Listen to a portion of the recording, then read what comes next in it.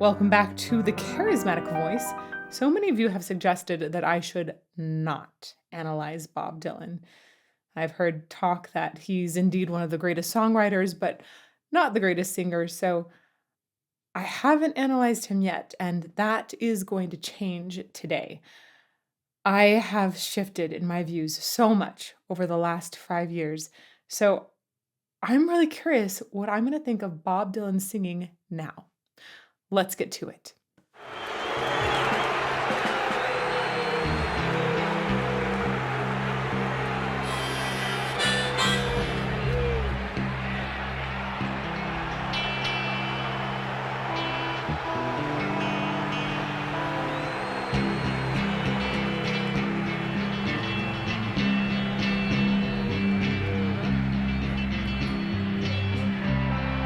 Just want to mention, I think it's important that we all pay attention to the audience really heavily in this and what sounds are coming from them. Um, we've specifically chosen this live at Newport 1965 version because this was an incredibly important performance in music history. This is when we went from Bob Dylan as this acoustic folk hero, essentially, to Bob Dylan moving into rock. And at this festival, he presented with electric instruments on the stage. And apparently it upset quite a few people in the audience. But this marks a shift in his artistic career. And man is a genius, has been lauded as a genius for a very, very, very, very long time. We'll see about the voice. But I think there's no disputing from the sources that I've heard that he's a genius songwriter and incredible musician who's still alive and active today. So I'm going to go back to the beginning. Pay attention to the sounds you hear in the crowd.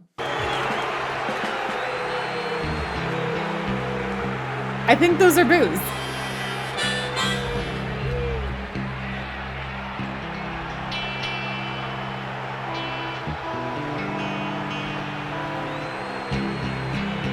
But there's a lot of excitement as well.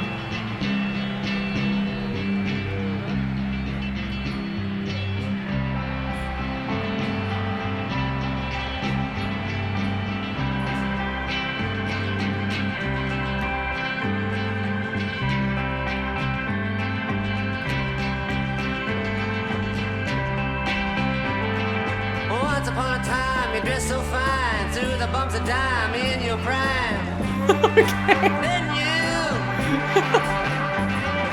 people call, saying beware doll, you're bound to fall. You thought they were all hitting you. You used to laugh about everybody that was hanging out. Now you don't talk so loud. Now you don't seem so proud about having to be scrounging your next meal. How does it feel? You guys are partly right here. His voice is very nasal, a bit grating at times. There's no sugarcoating there, right? We ain't got no caramel on top. It's, but yeah, as one description I was reading about him, it is distinctive. That brings a nice spin to it. Now, he's got good pitch when he wants to have good pitch, but he's delivering a lot of it in a very spoken-like fashion. But the tone quality, woof, yeah. No, I get it. I get it. It does definitely have an edge to it that is not the kind of voice I would want to listen to on a lullaby. However, I have very minimal experience with Bob Dylan in the past. This is my first time deep diving into his voice and performance. But I have some experience. I think I want to say Mr. Tambourine Man was played by my dad when I was little, so I had that. But in college, at Curtis Institute of Music, which is where I got my master's from, was my dream school. Got in, made it happen. It was amazing. I love Curtis so much. One of the incredible song cycles that I was assigned, meaning a series of songs, was 7 poems of Bob Dylan, but not Bob Dylan's music. It was the lyrics of Bob Dylan rearranged by a classical composer, modern contemporary classical composer named John Corigliano, who has done incredible work, not just in opera and songs, but also in film. Very, very fascinating composer. And the last song in that cycle is Forever Young. I don't know how Bob Dylan set that to music, by the way, but this song cycle, Forever Young, felt like a lullaby at the end, and it was so beautiful. So I think that maybe I wouldn't want his voice singing me to sleep, but definitely the words. Super beautiful. I'm gonna go back though. We're gonna talk about some of the choices he makes here and why I don't think this is an awful voice to listen to, as some of you put it. You thought they were all in you. You used to laugh about everybody that was hanging out. Now you don't talk so loud. Now you don't seem so proud. What if Bob Dylan just bear with me here. What if he lived in Seattle in the 90s? What would have happened? The way he's using his mouth here is much more akin to a lot of grunge singers. Not a whole lot of overdone enunciation. It's fairly natural, honestly, fairly close to speech. There's a lot of nasality in the sound. A lot of grunge singers have that nasality. They open up into something else, okay? But what would have happened if he lived in the 90s in Seattle? Would we have viewed his sound entirely differently? Just I'm gonna put that question up. Now you don't talk so loud. Now you don't seem so proud about having to be scrounging your next meal. That's pressed in the throat How there. does it feel? How does it feel to be on your own with no direction home, like a complete unknown, like a rolling stone?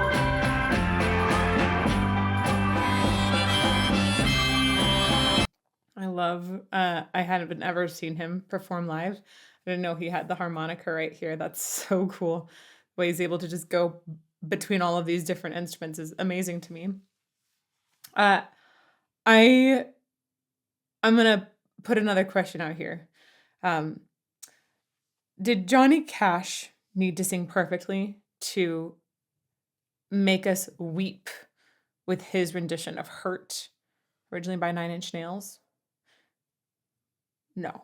Like he when he sang, the frailty in his voice expressed that message so well. It was for me one of the greatest, most eye-opening moments on this channel. There are a few of them, but that was one that really stands out to me. I think that Bob Dylan's voice here, while it isn't pretty, it is definitely not bad. I think that we've got really good pitch and ultimately just great delivery of lyrics. We're getting this story, uh, and every single part of it is really, really clear. There's a certain casual approach in how he's written the lyrics that matches so well with how he's delivering them. And then when you have how does it feel, there's this emotional surge that has so much it has so much complexity in the emotion while being somewhat simple in the delivery at the same time. There's something that works really, really well here. So I don't think any person should say, yeah, Bob Dylan's voice isn't good. I would say that you have to take this entire package and understand that part of the reason we love his lyrics is because he was able to deliver them to us. I mean, man won a Nobel Prize, for literature, I think in 2016. It's amazing. Let's go back just a little bit. We'll keep going. Like a complete unknown,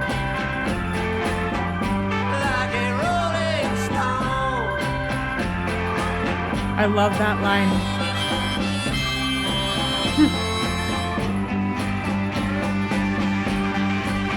Why you gone to the finest school? All right, Miss Lonely, but you know you only used to get juiced in it. Nobody's ever taught you how to live out on the street, and now you're gonna have to get used to it. The rhythm is really cool on this verse. I like that rhythm quite a bit, but also there's something so lovely about a singer who can deliver something with a really open face. A lot of times, people will basically put on the exterior that like, oh, I want to show this emotion, and then they put it on their face, and you can just tell that they're acting, right? I much prefer to have that inside out process. And speaking of inside out, thank you, I love. Speaking of inside out, I was just delivered what I believe is a mocktail. Hubby has been making incredible mocktails lately. Let's see. Ooh, ooh, there's an edge in that. Is there strawberry in here? No. Okay, first guess wrong. Whew. Oh, wow. That's incredible. I have no idea what's in this, but it's so complex in the flavor. Oh my gosh. Can you tell me one ingredient? I used a simple syrup that I made with grapefruit peel and clove Oh my gosh. with a turbinado sugar. Maybe that's what the zing is in here. It's like a little, no, there's something else that's zingy. All right, you guys, here's the deal. Kirk has been making extraordinary mocktails for me. And I feel that all y'all who don't drink alcohol and all y'all who are pregnant and not drinking alcohol need to have more mocktails like this in your life. I'm going to ask him to, one, share at least part of the recipe, if not the whole recipe, in the about section of this video. And then hopefully, I'm going to challenge him by pointing up right now and saying he's going to put a card here and make this drink in a video on his channel at some point. So, challenge issued. And he's nodding. It's accepted. Okay, so if you want to drink what I'm drinking, this I just can't explain it. It's amazing. It really is amazing. So if you want to drink this, check out that card. Oh, and I'm actually going to then relate this drink to the video, because I think that when you relate the senses of taste, that it really can connect to our hearing, because those actually live beside each other in our brain. More on that in a bit. Like a rolling stone.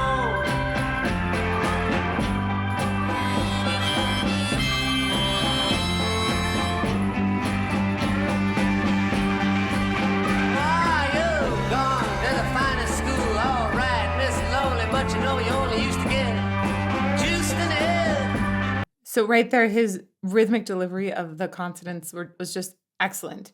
And I think that that slightly spoken element really aided in that as well. Why you gone to the finest school? All right, Miss Lonely, but you know you only used to get juiced in it. Nobody's ever taught you how to live out on the street, and now you're gonna have to get used to it. I like that rhyme too.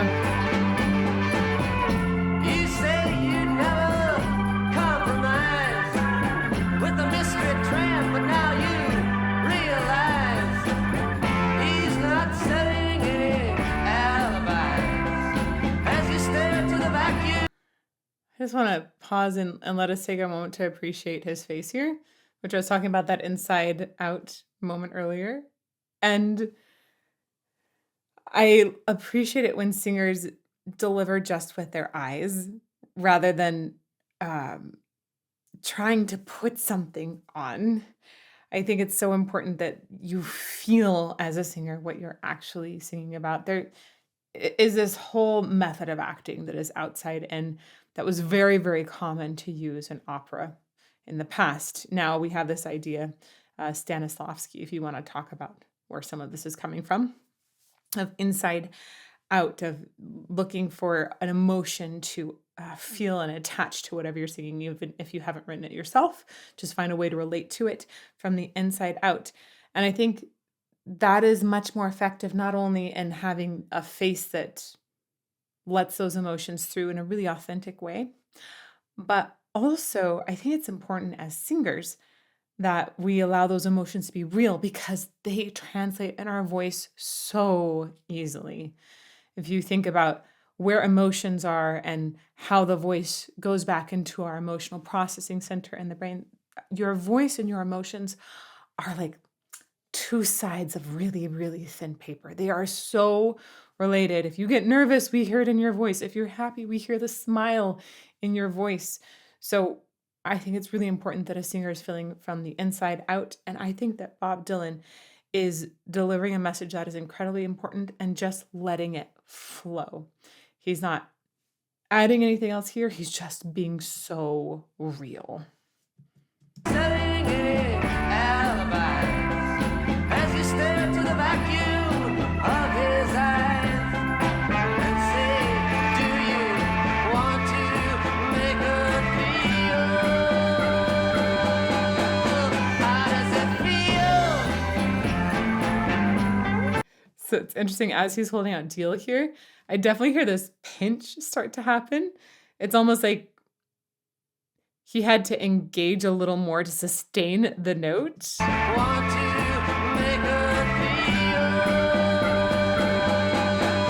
How does it feel? How does it feel? I think that it might be like essentially an extra sense of support trying to kick in to help that note hold out more. And it gets just a little bit tight. But overall, it's interesting because even though we are in this very forward nasal, what sounds like a slightly pinched overall timbre, the more I hear him sing, the more it actually feels like it's in a fairly natural state for him, which isn't a bad thing. How does it feel to be on your own with no direction home, like a complete unknown, like a rolling stone?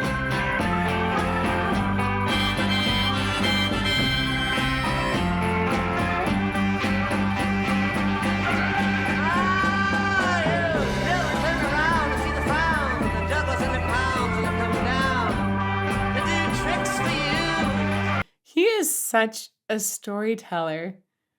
It's trying to figure out who it makes me think of. There's another singer on this that we've analyzed on this channel. There have been a few now that have, it feels like they have been really heavily influenced by Bob Dylan.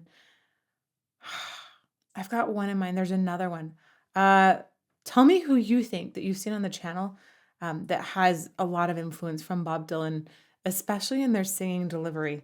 Gosh, there are a few. Okay.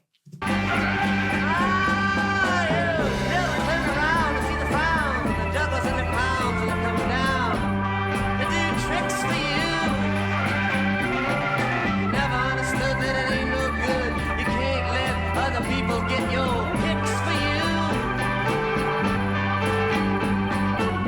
You used to cry the chrome horse with your diplomat, who carried on his shoulder a Siamese cat. Ain't it hard when you discover that he really wasn't where it's at? After he's taken from you everything he could steal. I like the build into the chorus too. But first, other singers that we've analyzed on this channel so far and how they might have been influenced by him. One immediate one actually comes up, Dire Straits. I think about that sort of talky delivery. It feels really influenced by Bob Dylan to me. Another one though that's still quite different, but somehow there's just that natural storytelling element, I think about Supertramp. And then of course I'm thinking about Jimi Hendrix as well, which is not a surprise because I know Bob Dylan actually wrote some of the songs that Jimi Hendrix performed. So there's a lot of, when I'm hearing this, I'm thinking about how he's changed the world of music and how he didn't have to have this technically wowing voice to make that happen. He just had to communicate his message, which is strong and profound. The voice needed to be capable of doing that, and it is very much. I will say, if he had better posture, I think that it would help with some of those extended notes, especially the ones where I said on Deal where he started to get pinched at the end. If you look, especially if he's going to be doing something with the harmonica, and it might have to do with the setup in the microphone too, where it needs to come forward.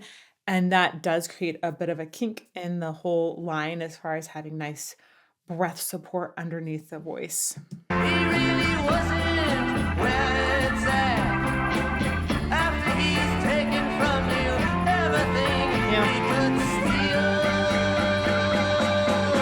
How does it feel? How does it feel to be on your own? Just brief. I do think there's something so appealing about the naturalness of it. Okay? To be on your own. In no direction home. Like a complete unknown. Like a rolling stone.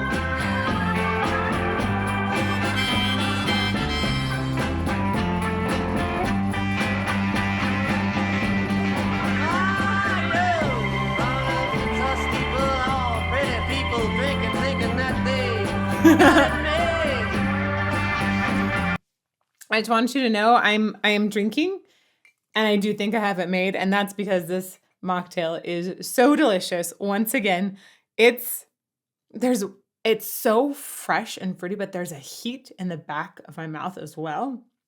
And it really is so complex. I love it when mocktails for me taste like there's an element of alcohol in them, because I think the alcohol often would like deepen or make a flavor a lot more complex if it's good stuff. And this one has that level of complexity to it. It's like, I don't know why I like it so much. Like, I like Bob Dylan, and as he continues to sing, I continue to like him more and more. I liked this from the bat. Let's be real. First sip was fantastic. First sip of Bob Dylan's voice today made me giggle a little bit, because I was like, you know what? People were right. This is not a great voice, but it works. It works, and ultimately, it's really important that we have to have our message. That is the biggest, most important thing in singing. Super important. But cheers to Bob Dylan. Cheers to Bob Dylan here. And cheers to this wonderful line.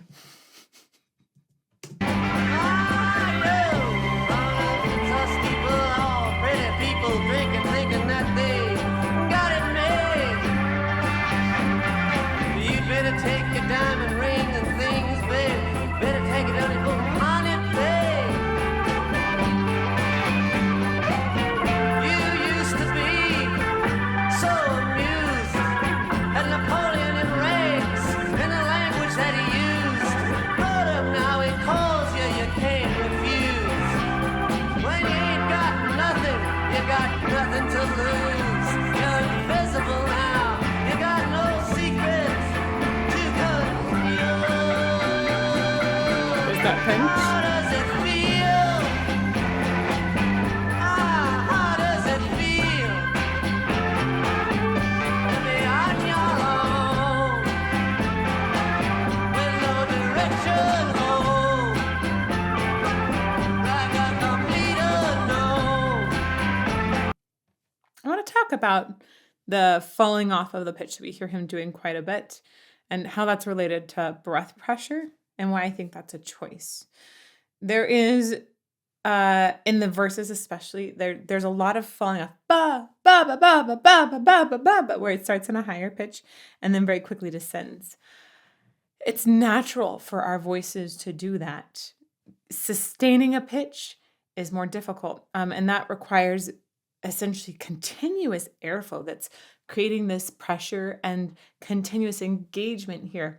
If things are more relaxed, they're going to naturally slide off. And as you continue to sing, if you sing a really, really, really long note, for it to be great, singers often will think about continually engaging and engaging even more to the end to help keep that pitch in line and help keep that air really actively flowing.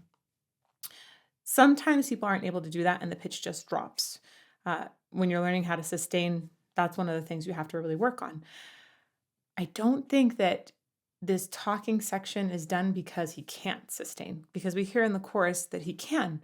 Instead, it's a very deliberate choice in delivery. And I would venture to say that I think he developed that to bring the story more across. He has so many words that he's getting through in these verses. It's really impressive. And then really the chorus is meant to express this one idea. How does it feel? Huh? How does it feel? So there's an emotion we keep coming back to in the chorus that shifts after each verse, but the verse has to get through such a journey so that almost it's like quasi-wrapped in some ways. It's very interesting and I think very, very deliberate in how the pitch is continually dropped off to make it more speech-like. With no direction home, like a complete unknown, like a rolling stone.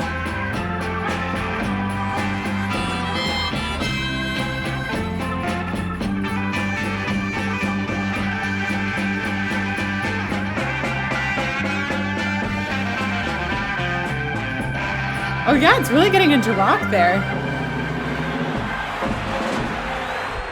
Ooh, I heard those boos at the end. There definitely are some boos in there. I think people weren't ready for this shift, but Bob Dylan was, and I appreciate that he remained authentic to himself as an artist and continued to forge ahead into rock. I feel so impressed with him overall, and I love that he used his voice, his natural instrument, just as it was. I don't think there's anything wrong with his delivery. And I'm really delighted that I got to hear it now instead of listening to it 5 years ago when I might have judged it much more harshly and I think not well. Thank you all for being on this journey with me. Cheers to all of you and this wonderful moment of growth. Here's a playlist of something over here. And may you fall more in love with music every day.